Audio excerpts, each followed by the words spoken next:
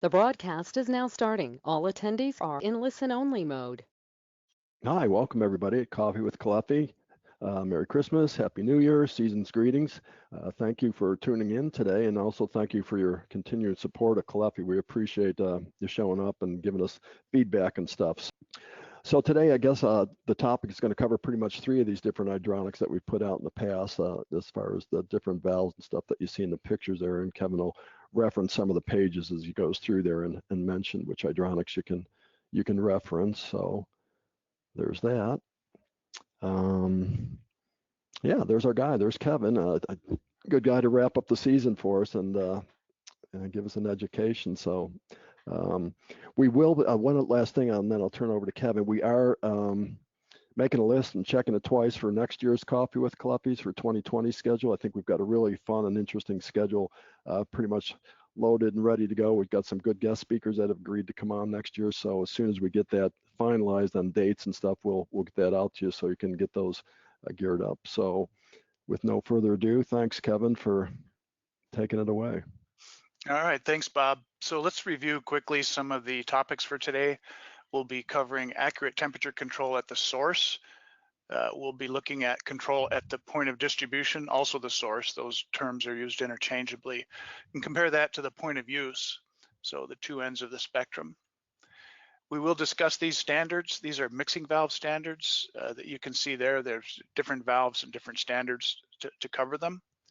We'll talk about accuracy of electronic versus thermostatic. There are some differences there, and we'll touch on that as well. Sizing is important for accuracy. We'll touch on that, and then how to install the valves properly so that you can get an accurate control, and what causes loss of accuracy. We'll talk about the secondary circuit also. We need to touch on balancing and control there. And can an instantaneous heater take the place of a mixing valve? We've had some pre-submitted questions about these new standards, and we will talk about those. And then lastly, we'll touch on what does accurate control of the temperature have to do with preventing Legionella? So that's right near the end. So those are today's topics. So let's begin at the beginning. On the left, that is the hot water source that Bob and I had when we were kids, you know, back in the day, right, Bob? Back when I was your age, yeah. But what we're talking about here in this segment are, for example, storage type water heaters, tankless type water heaters, and we'll touch on some others too. So let's begin at the source. Here's a tank type electric residential heater, and what we want to do is just kind of walk through how this thing works. So we have our cold water coming in here. This cold water goes to the point of distribution mixing valve. We'll come back to that. So typically the cold water will come in to a tank style heater and down through a dip tube. So this dip tube sends that cold water to the bottom of the tank, which is what we want. We want to make sure that we have good stratification in this tank so that the hot water is on the top and the cold water is on the bottom. So inside here is an anode rod, and that will reduce galvanic corrosion and extend the life of the storage tank. And then you'll see here we have an upper thermostat with its heating element and a lower thermostat with its heating element. So hey, Bob, do you want to just touch on why are there two of these in here and how do they work? I know this is just one example. Maybe they're not all like this, but why do we have two of those in there?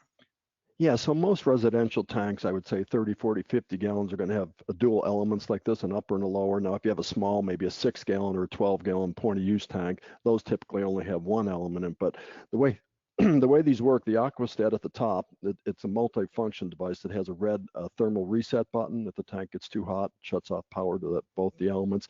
And so what happens is you draw hot water out of this tank and cold water replaces that. At some point, you're going to get to the where you don't have much hot water coming out, lukewarm water. So the way these are set up is the upper element comes on first, and it's going to heat the upper portion of the tank to whatever temperature you have it set at. Let's say it's set at 140.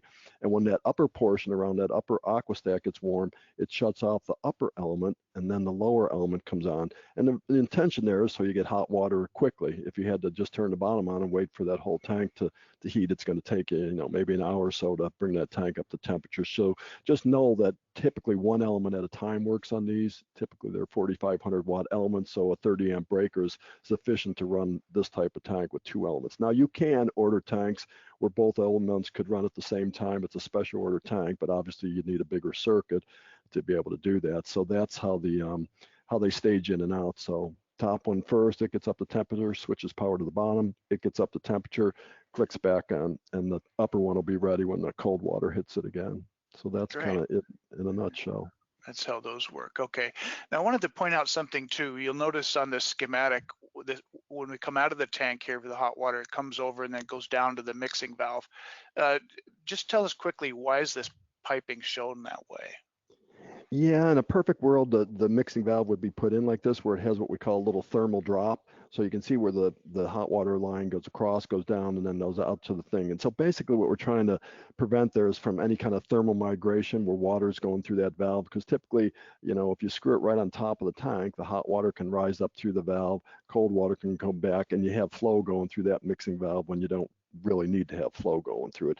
I don't know that it happens very often. All the conditions would have to be exactly right, but this prevents that, or prevents the possibility of that happening. Now, the other thing that you can do is put check valves in there, and we sell that valve, that 1017 valve, with a check valve option. It goes right into the 2 tail pieces, and so then you've got 100% shut off from any kind of thermal siphoning, or if you have higher pressure on one side of the valve from the other, which I think Kevin's going to talk about as he goes here, how you could have 2 different pressures on a valve.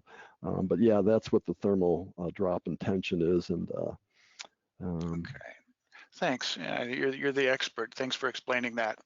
So these thermostats might look like this. This would be an example of one that's right up next to the tank, like where it says upper thermostat. These are attached directly, and how they work is in the back of the unit is a round disc, and it's shaped like maybe like a frisbee or a little bit like a contact if you wear your contacts on your eyes.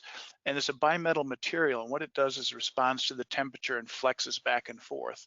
And then internally on this thermostat, it pushes on a lever, and then that lever is physically connected to these micro switches. Those terminals are connected to physical contacts, and so that's the on-off control, and that's how those work. So you can see on the bottom of this thermostat, the setting is low, medium, high. These are approximate. These are not highly precise devices. So with the flexing of that bimetal disc and the setting being real approximate, the whole on-off control of a tank like this is actually approximate. There's not a lot of precision that goes into that. yeah, that one, Kevin, actually will have 2 bimetal discs. They'll have one at the upper part that's the high limit. Now that one's a manual reset. If that upper thermal disc ever pops, it's going to shut the power off, and you won't get any hot water until somebody comes back and pushes that red button and snaps that disc back to the other concave shape from the convex. The bottom one will open and close by itself based on temperature. And it used, excuse me, used to be those used to have numbers on the bottom, and I don't know if it was a liability issue for the industry or whatever, but they used to have 110, 115, 120, 140, 160, and then somewhere along the line somebody decided that maybe the number shouldn't be on there. And so yeah, you can't tell looking at that what temperature is going to come out of that tank, and that's why the mixing valve is so critical. Yeah, and we'll touch on that. Thanks, Bob. Now, a gas heater looks very similar. Of course, it's going to have the gas burner and the gas valve and the flue and and the vent and all those other things. Essentially, it's very similar though in terms of the control. It's an on-off control, and you can see here on this adjustment, hot, warm, vacation, another approximation of your setting. So on-off control. Let's talk about on-off control a little bit. Here's a thermometer that sort of represents on-off control. So let's say your dial, we already discussed that it won't have 120 on it, but if the dial setting was here to turn the heater off, there's always a hysteresis or a differential when it comes to on-off control, no matter what you're talking about here. So what we have is off, on, off, on. So this is the hysteresis or the differential that would make the difference between those heaters being on and being off. So, you know, considering the stratification that goes on in these tanks and, you know, the variable demand and the heater recovery and all those things, when you roll all that up, you're really looking at very approximate temperature control. In fact, you can even you can go from scalding like 130 degrees down to 110. That's not uncommon to have a really big swing like that coming out of these type of heaters. Let's see. Now, because of that, water heater thermostats are not always accepted. Okay, as I know here in Wisconsin, I have just this type of heater and it's fine. But if you go up into Vermont or somewhere else, there are parts of the country where this inaccurate control is not acceptable. So in Vermont, you have to put a mixing valve on there. Are there some other states, Bob, that require that? I think there's 3 states that require. I know Vermont, even on tankless water heaters, I think they're required. Anything that provides domestic hot water, is how I understand it, according to our reps up there, has to have a device on a mixing valve on it. Yeah. So continuing with the topic of on-off control, this is graphically what that looks like. Okay, so here's our set point, here's the off, here's the on, here's the differential I talked about, and the water temperature coming out of that tank does something like this. There's overshoot and undershoot, and this is inherent with any kind of on-off control. That's just how it works. So what we can do by adding a mixing valve is we're actually adding proportional control on top of the on-off control. So what we're doing is the water coming out of that tank is now going to be controlled by that mixing valve, and it has a proportional sort of behavior. So what we do is we reduce the overshoot and undershoot to a much smaller plus and minus. In fact, we already talked about this side over here being 10 or even more degrees from top to bottom. Now this is typically going to be 3 degrees, and I'll tell you why in a few slides. So we're taking that on-off control, putting proportional on top of it, and really increasing the accuracy significantly. So mixing valves, here are some examples. These are the Caleffi MixCal, the 521 and 5231. That's a commercial size there. These are typical. We have a relatively new angle body mixing valve. These are really gaining in popularity. And we package it in a kit that we call the tank mixer, which fits right on top of the tank, as we show here in this photograph and in this schematic. Very nice kit.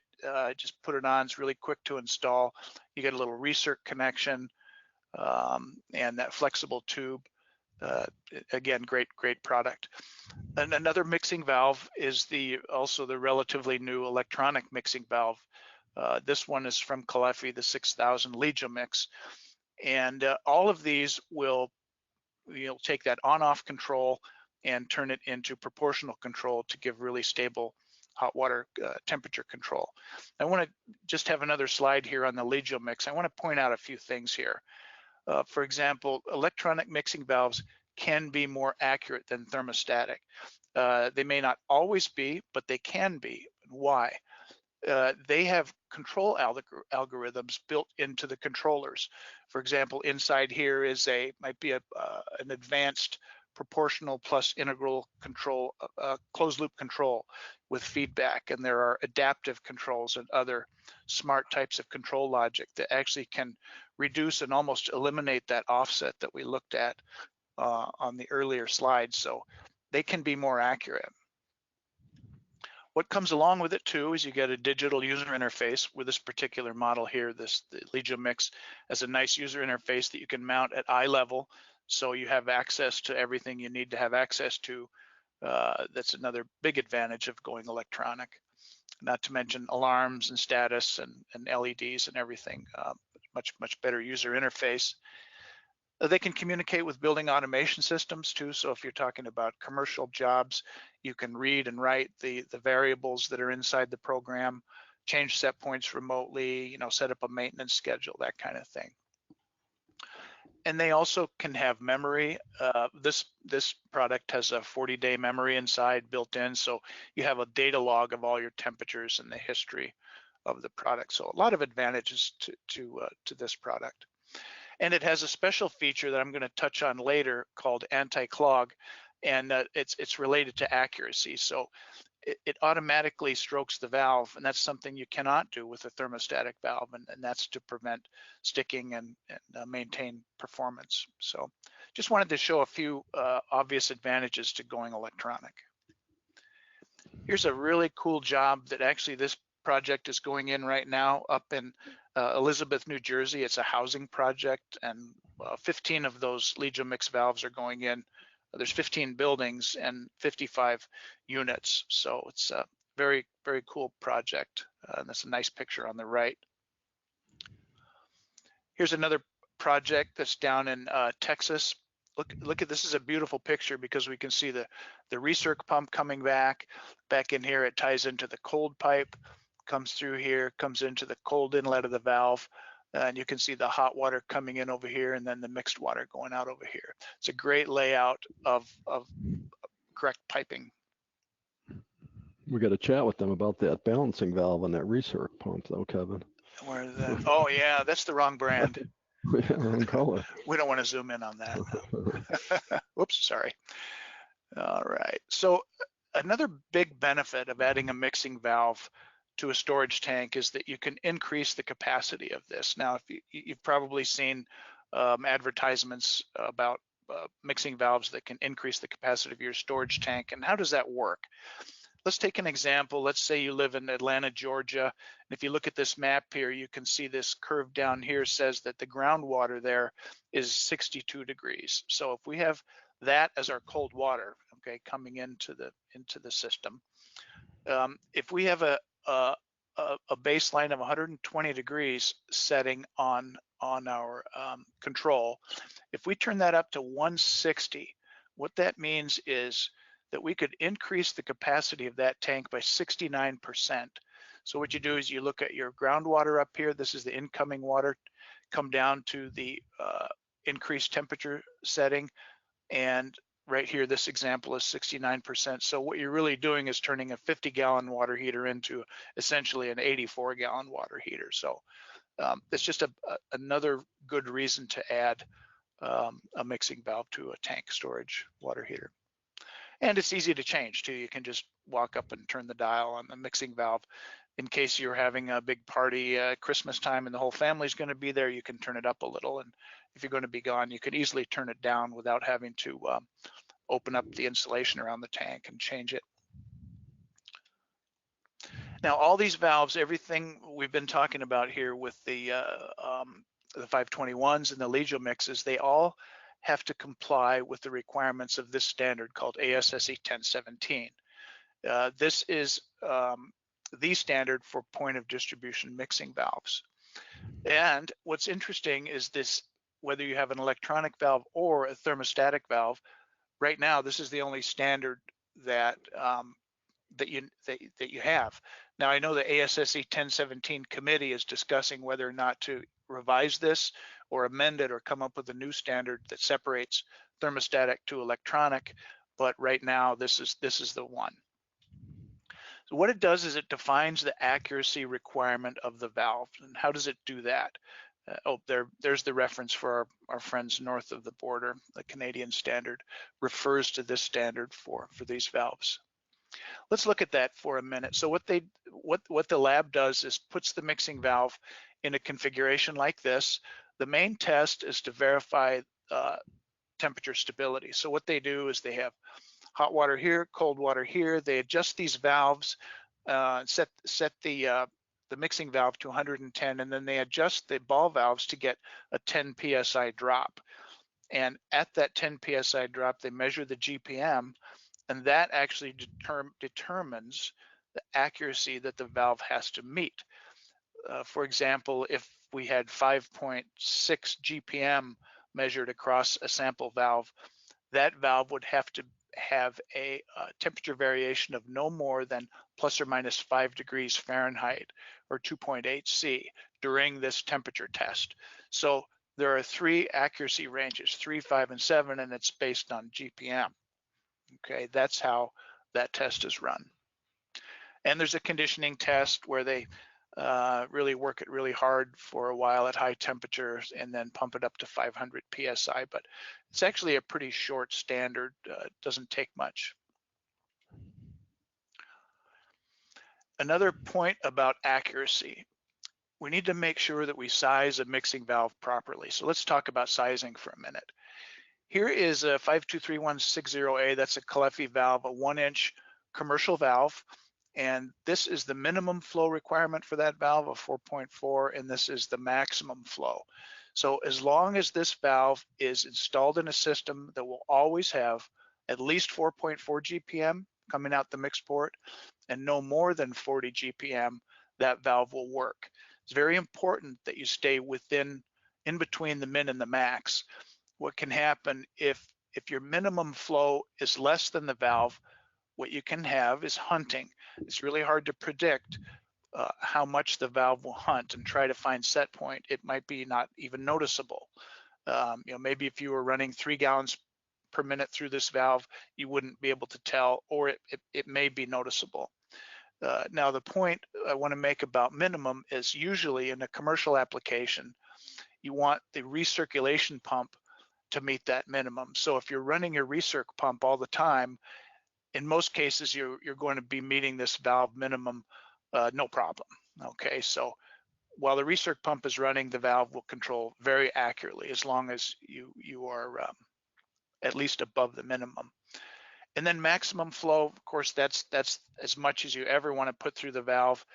And that value should always come from whoever designed the piping system. Now, we rate all of our max flow numbers at 20 psid across our valves, whether you're looking at our small thermostatic mixing valves or our big flanged legion mix valves. Our max flow is at 20 psid. So now you know that that's a very good max flow. If you go any higher than that, you're just asking for problems. You can have really high velocities. You can be looking at cavitation, noise, potential damage to the valve. It's really kind of crazy to think that you might be able to put 45 or 50 psid across a mixing valve. That's just not a good idea. So the point being here, don't oversize or undersize. Make sure you check the min and max for the valve and make sure it's applied properly. Another very important topic when it comes to accuracy is make sure that the piping is proper. Let's walk through this a little bit here and talk about why that matters for accuracy. So here we have the cold water coming in into this system. That cold water is going also out to the secondary piping and all the fixtures. That cold water comes in and provides water to our storage water heater. And hey, Bob, one of the pre-submitted questions was about expansion tanks, and we show one in this schematic. I thought it'd be a good opportunity for you just to mention the importance of that. Yeah, there's a check valve you can see just to the right of that expansion tank, and that's why it needs to be there. So as that tank heats up, let's say it's full of cold water, burner comes on, heats up, obviously the pressure is going to increase in that tank. So it needs some mechanism to accept that expansion. I know there's some relief valves people put in to just blow some water down the drain if the pressure goes up. The tank is a better way to do it so you're not wasting water. I think some of the new codes require an expansion tank on all water heater installations now, assuming that whoever's providing the water to that building could put a backflow preventer out on the street or out in your meter and you don't know it, and now you've got a relief valve pop. And so I think you're going to see, if it's not there already, that the newest plumbing codes are insisting that you have a thermal expansion tank on your water heaters like that to prevent that pressure condition. Thanks. And so here's the storage. When the hot water comes out, of course, it's going to our mixing valve. This cold water is also going up to the cold inlet on the mixing valve. The tempered water goes out to the building. And here we're showing a recirculation pump bringing that water back. Now, what's interesting here is that we tee off and we either go back to this cold pipe to provide return water back to the cold inlet, or we go back to the tank. Now, not all tanks have this connection here. This is really representing a sizable commercial tank. But what we want to talk about here, and I'm going to get into this too in a couple of slides, what we want to make sure of is that the inlet pressures on the mixing valve are not varied by more than a 2-to-1. For example, if we have 60 psi here, we want to be pretty close to 60 psi on this side as well. Now you can vary that, but you don't want to do it a lot. And one example of that might be, let's say you piped into this red line right here a commercial dishwasher or a washing machine, and that thing came on, what that's going to do is going to really drop the pressure right here at this mixing valve inlet. And that may cause this valve to struggle to maintain accurate temperature control because of the drop in pressure here. So that's one example of something that could cause a big differential on the inlets of the mixing valve.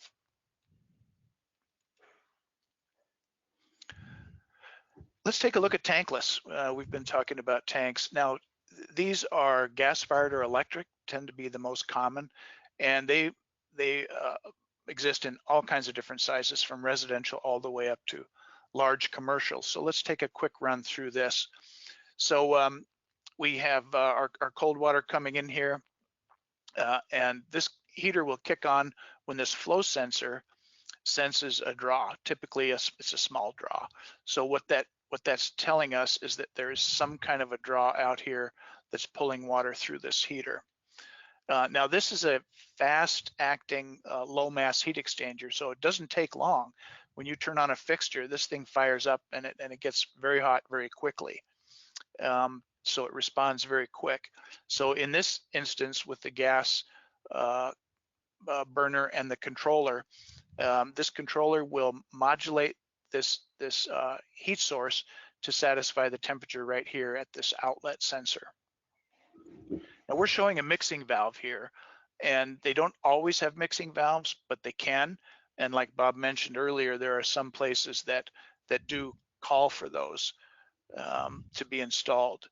And what we've heard, and Bob can comment here too, is it's good to have, you know, if you mount this mixing valve right at the heater, what can happen, I mentioned that this is really fast acting, that the actual heat and the temperature change can be so fast that the mixing valve can sometimes have a hard time keeping up with it. So if you just add a few feet of piping here and a little bit of a thermal buffer, then the mixing valve will really have a better chance of providing really stable control. And this valve, which I touched on earlier, is a really good choice because it's a high performance, it's a fast acting valve. Works really, really well with these type of heaters. Any thoughts on these, Bob? Good?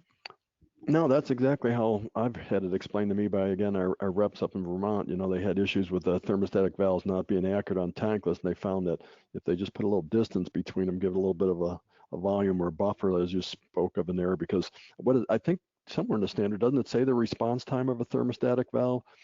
And what can happen is the burner can respond quicker than the valve can respond, and then your accuracy slips away from you a little bit. Yeah.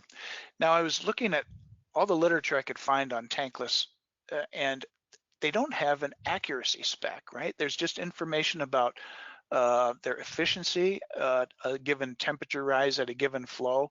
So I don't know if these are actually more accurate.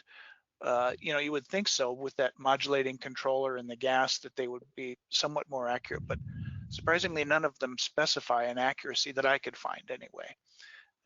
And some of these actually come with integral mixing valves inside, so it's a lot of variation. Here's a nice shot of the angle mix valve on a project. It's just a really, you know, they shine the, look at that installation, it's beautiful. Everything's nice and shiny and clean, and that's a good representation of that angle body valve.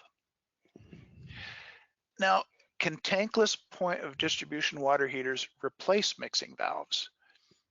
Yes, they can. And this is a standard called 1082. You can see it there on the right. It's fairly new. It's only from 2018. And what this standard is designed to do, it's based on 1017. It's called 1082, and it actually replaces the mixing valve. And look at this table that's inside of this standard. It looks an awful lot like the 1017 table, doesn't it? So inside, we have the same type of accuracies. So depending on the size of the water heater, whether it's, you know, between 0 and 5 or 5 to 50 or more than 50 GPM, again, that determines the accuracy. So it's just a lot like ASSE 1017, but it's for a heater. let's see. Have any questions about that, Bob? It's pretty straightforward. No, Have you I guess seen that's any it. of I the? don't see that being promoted a lot. I would have thought the people that manufacture these tankless would be, shouting about this, saying, our water heaters can maintain that accuracy that, additional valves aren't required to keep it within that range. But I don't see a lot of promotion out there on this. So this is just kind of, it's out there. I think there's 2 or 3 of them. Maybe you'll talk about the 10, 84, and 85. But Yeah. yeah, I don't know. That's I've got a combi like you're going to show in the next picture. Mine doesn't. I can tell you when I'm in the shower, it's not that accurate. So Yeah. So maybe the newer ones are. yeah, what we talked about tanks, we talked about tankless. There are other uh, devices that can source hot water. Combi Boiler is one. Here's a Combi Boiler. Bob said he has one of these. So what it does is combines space heating and instantaneous domestic water. So the way that works is that this pump will come on when it gets a call for space heat from the thermostat for the space, and so it's pumping the water from the heater out through this 3-way valve and out to the space heating and then back.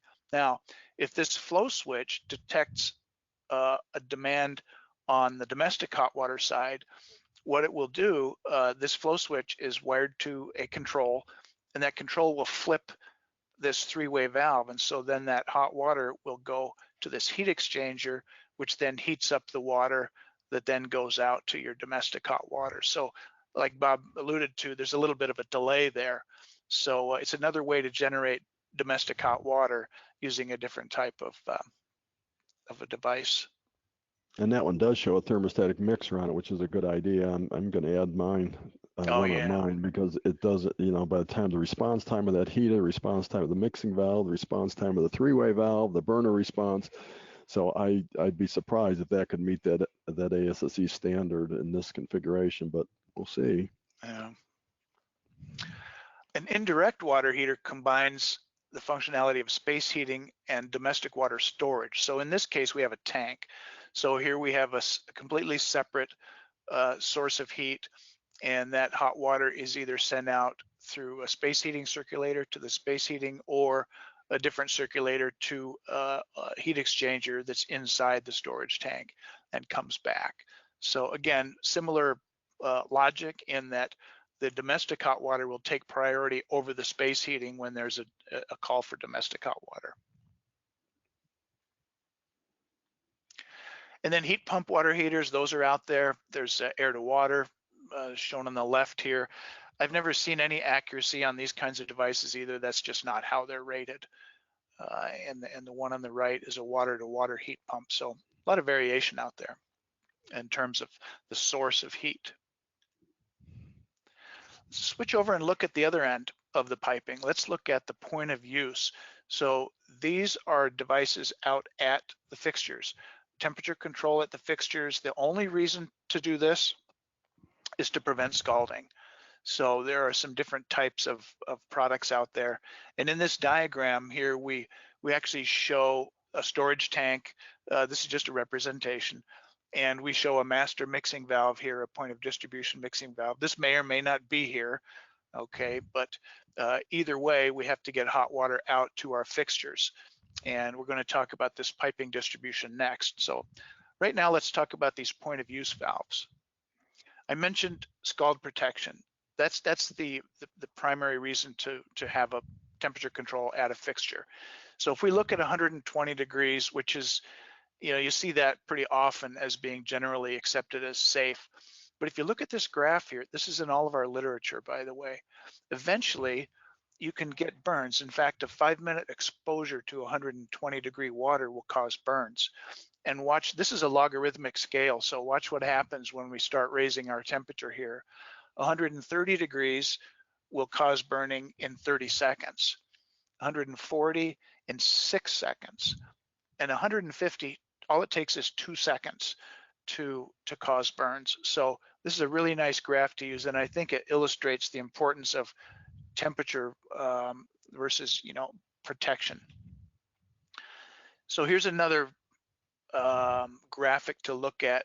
The point being, If the temperature that's coming out of the fixture, for example, maybe 115 we show here, this might be a healthcare facility where the designer said there will shall be nothing hotter than 115 degrees at any fixture in the building.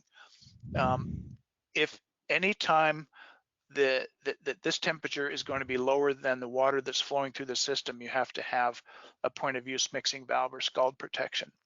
So here we have 140 degrees. There may or may not be a mixing valve here. We're just looking at temperatures coming out.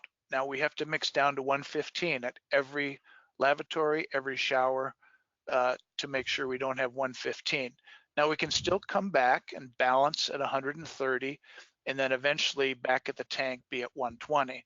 So these are all fine temperatures. There's nothing wrong with any of this. The point being, you have to recognize when you need an anti-scald valve.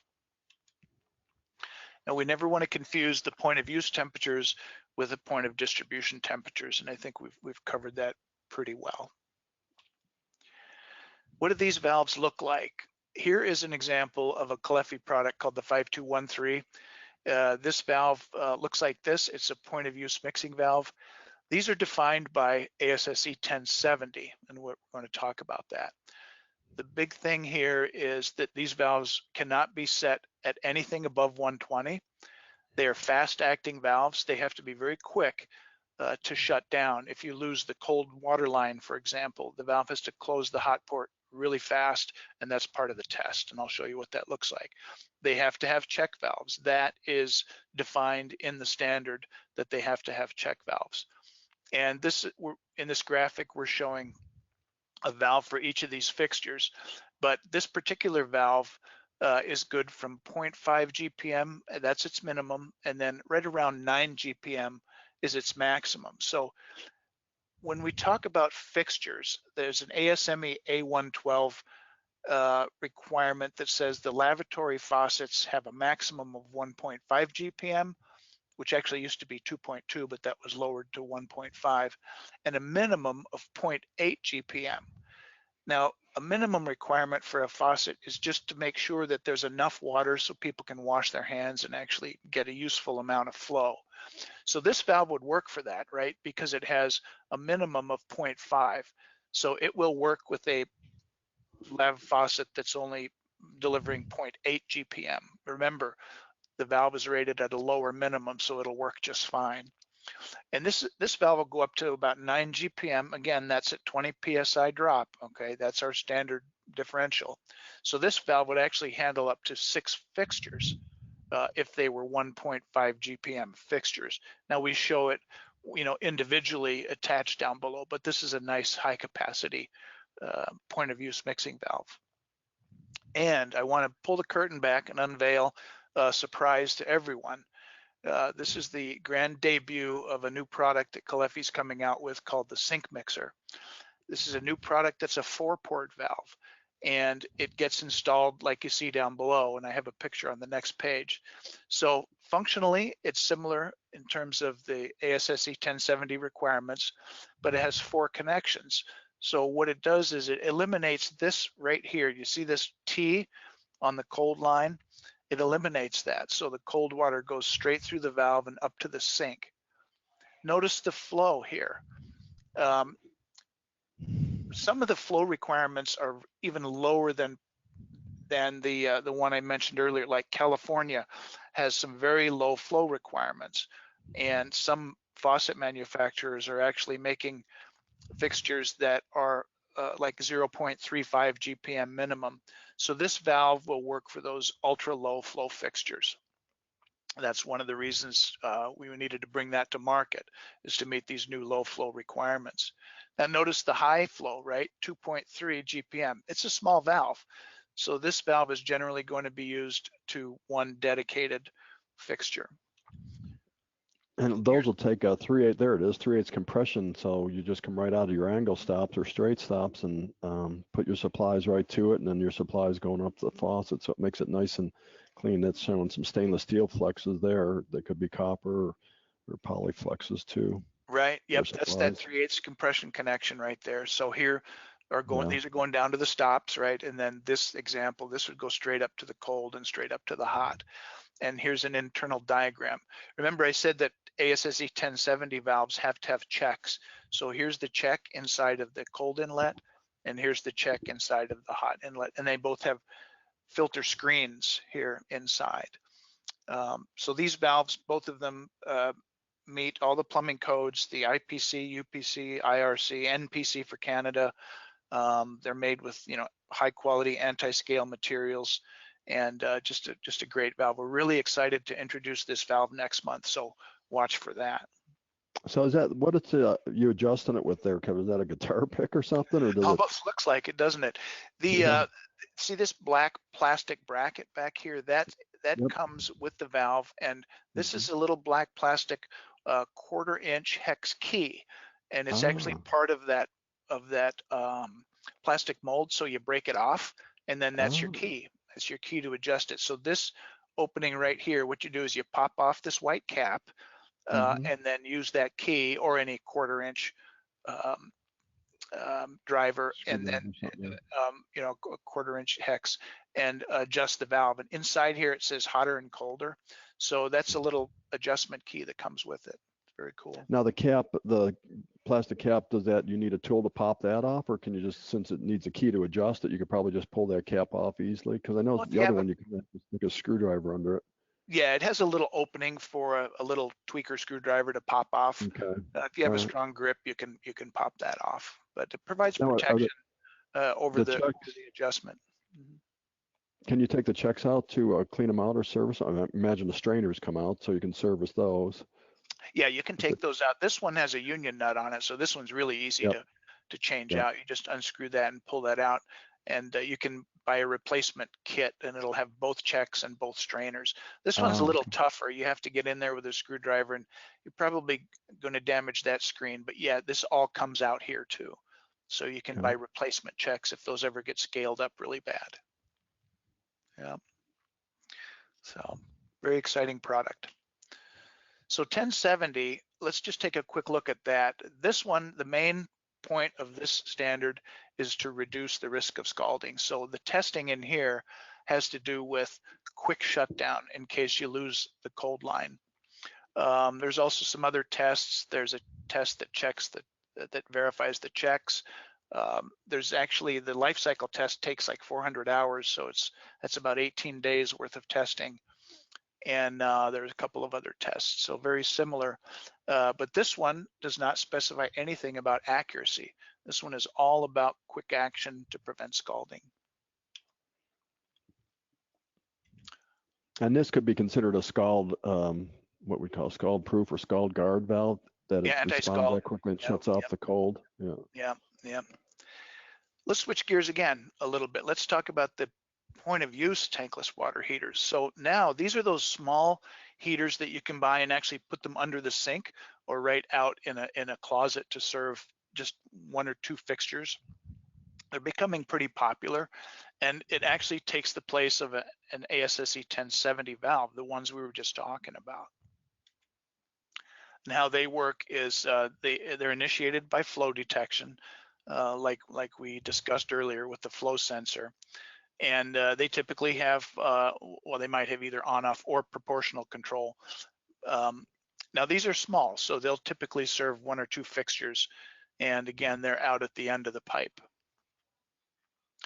Now, of course, it's going to cost more than a mixing valve, as you would expect, but there are times when, you know, maybe it would make sense to put these around and then just have cold water throughout the building. That is one way to do it. And is there a listing on that? Oh, okay. There it is. Yeah. These are this standard ASSE 1084 is the standard that applies to these point of use heaters. Now they're a lot like the valves. Okay. Again, look at this table. It looks very similar to the table that's in ASSE 1070. So very similar. I was actually on the working committee for these 1082, 1084, and 1085, and it really was intended to be based on the standards for the thermostatic mixing valves. So these devices heat the water, control the temperature, and provide scald protection, all at the point of use. We had some questions come in about some of these other standards. 1016 is another standard for a valve that you would find behind the shower control like this. So those are specifically for showers and tubs that have a hot and the cold that come up to the fixture. So that's another standard. There's one called 1069 that is a special standard that covers valves that only have a one pipe going out to the fixture, for example, like a gang shower or a sitz bath. So like in a public lavatory where you just have a button that you push, the valve behind that would probably be an ASSE 1069 valve. 1071 is for emergency equipment. This one is used to test valves for tepid water eye wash, those drenched showers that you might see in a laboratory or somewhere.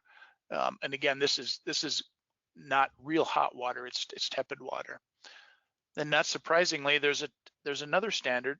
This one is for that same application, okay, tepid water, but for a water heater. So that's the third one. That's 1085. There's a standard for these as well. All right, coming down the backside here. So let's talk about this. Let's talk about in between the source and the point of use.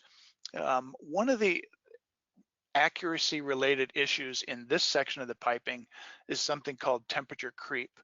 So I want to explain that. So in any recirculating hot water distribution system, there are times when the circulator is running and no water is being drawn at the fixtures, for example, at night. Now, under this closed loop condition, right, it's essentially a closed loop, we have no cold water coming into the system. So this mixing valve has to maintain temperature right here only based on the recirc water coming back and the hot water coming from the tank. So if this valve is not able to close this port right here 100%, what can happen is this water can be forced into the tank, and it will come out of the tank and then go through this hot inlet port on the mixing valve. What will happen is eventually this distribution system out here will get warmer and warmer and warmer, and actually eventually it could actually reach the same temperature that we find in the tank right here.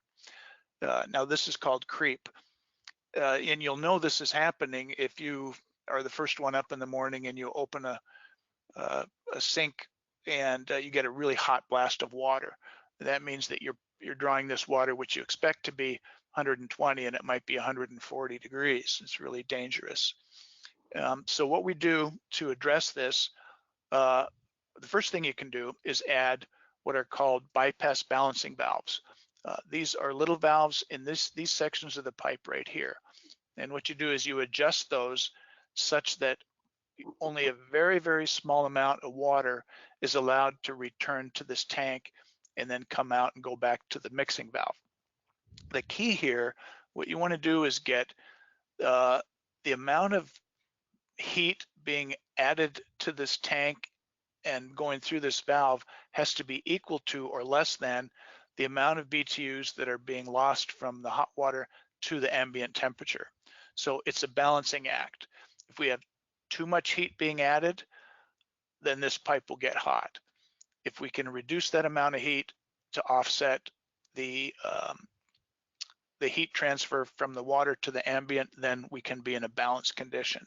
So that's what we need to do if we have a thermostatic mixing valve that doesn't close off tight right here. That's the statement there. So when everything's all set, the amount of heat added to the loop is equal to the heat lost to ambient, assuming a constant flow rate here. This is just the concept. Now, I mentioned a couple of times that if you have a mixing valve that doesn't close off tight, you can have that. But if your mixing valve does close off tight, you have no issues with creep because that valve will close this inlet port off 100%. So that will allow the hot water piping system to give up heat to the atmosphere and or the ambient conditions, and we're not adding any more. So the key is tight close off here. A couple of valves that do have tight close off are the electronic Caleffi legion mix and this angle body valve that we have. This valve has tight close off inlet ports. So no creep if you use these valves. Another point of discussion regarding the distribution system is proper balancing. We have whole webinars on balancing, and it's very, very important to balance the system properly. And unfortunately, we hear a lot of stories about systems that are not properly balanced. What we can see if a system is not balanced is inconsistent temperatures across these risers, which causes customer complaints and wasted water and wait times. It's unfortunately a common occurrence. Now this schematic right here shows the Caleffi 116 thermal balancing valves, and these valves actually modulate in response to temperature changes to control the temperature in each of these risers. They are a very good choice for high accuracy in domestic hot water recirc balancing applications. Now you can put manual balancing valves in, and those are okay at a given set of conditions, or proportional plus integral dynamic balancing valves, but they don't respond to temperature. So the thermal balancing valves are the most accurate valves, in my opinion. Now you might argue with me, and that's fine. But why do we want to do that? Why do we even have to modulate? Well, these systems are dynamic, right? When any fixture opens or closes, it causes pressure and temperature changes in the system. So using a balancing valve that responds to changing conditions is just a smart thing to do, and it increases accuracy. We're not going to get into this too much because this is described in great detail in Hydronics 21, but proper pump sizing, the GPM and the head loss is very critical. These are some appropriate design temperatures that you should be familiar with when you have this kind of a system with recirc. And we show those temperatures here, 140, 130, and coming back at 120. We've talked about that before, but ultimately it's going to be based on your local code and the job requirements. Here's a great picture of a large residential project in Massachusetts. You can see 9 thermostators in the domestic hot water return. These are each coming back from the riser, all combining back into this header, and then on through the recirc pump. Here's a nice installation that Cody Mack took a picture of out in Colorado. This was a retrofit job that was having a lot of balancing issues, and it's a nice picture of the retrofit valves going in. Let's talk about reduction and accuracy. We're coming down the home stretch here now. Number one enemy to mixing valves is hard water deposits and scaling.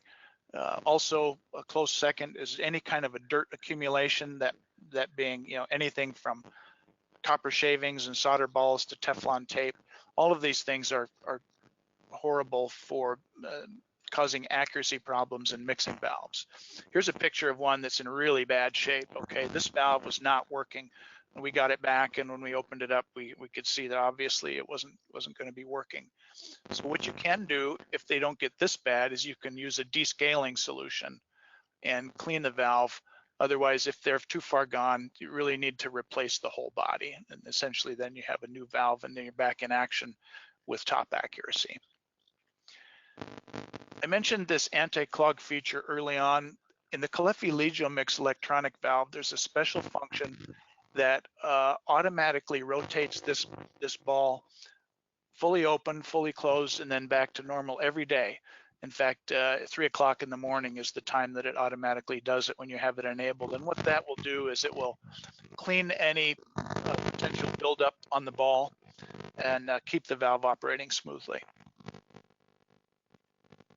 What about heat exchangers? Lime scale formation is the enemy for heat exchangers. This fouling can cause big problems. And what we show here is a scale accumulation on the water side. So if we have scale accumulation on the water side, what it can do is inhibit the heat transfer from the hot side through the steel and into the water, causing a hot spot right here, and that steel will blister and eventually fail. So this is adding R value to the heat exchanger. It's killing the efficiency of a high efficiency heater, and it's going to cause premature failure. So maintenance and service is critical. And I know that there are some tankless manufacturers that recommend using undiluted vinegar or something like that to clean, and they have instructions on how to do that. All right, let's talk about how accuracy is related to potential health risks. This graph on the right shows temperature and time related to the proliferation of Legionella bacteria. Cold water can have bacteria in it. In fact, Legionella bacteria is everywhere. It's even in our piping systems, okay? It's everywhere. But the problem comes in when we start getting up into this temperature range right here. It's not hot and it's not cold, it's just right. So this is the optimal temperature for Legionella growth. You can see when we get hot water hot, it starts to kill off that bacteria pretty quick. So that bacteria loves to live in piping where there is some nice slime and biofilm where they can hide and eat and raise a family. So whenever there's scale or corrosion and stagnant water, these are the ideal conditions. And if you're in this temperature range, that's where the problem lies. So if we keep our if we control our plumbing water temperature, we can minimize plumbing related health risks as well. What about the cold? All we've been talking about is the hot. That is a whole different seminar, okay? There are some discussions out there about using potable water chillers to chill the cold water. You know, if you live in Arizona or Florida, remember we looked at that groundwater, it's really warm. In fact, it can be right up here in this dangerous zone. So yeah, maybe you can use a chiller, but the challenge is then you have to figure out how to store that and keep it cold. What about a dump valve? That actually is a pretty good idea. If you can hook a ball valve to the building automation system and then open it once in a while and flush water down the sewer and then bring in fresh water to replace any stagnant or old water in your building, that's a good idea. But depending on where you live, you might have requirements that say you can't waste water like that. So again, that's another topic. So, you know, if we apply this logic to all areas of our premise plumbing, you know, we can increase the accuracy and the safety of our water delivery systems. Right. Well, again, everyone, if you submitted a question, please keep in touch with us, send us your comments, suggestions, and if that's it, we want to go ahead and let you go, and we'll see everybody in February. Yeah, thanks folks for tuning in today. Yep, Merry Christmas. Bye-bye. Bye-bye.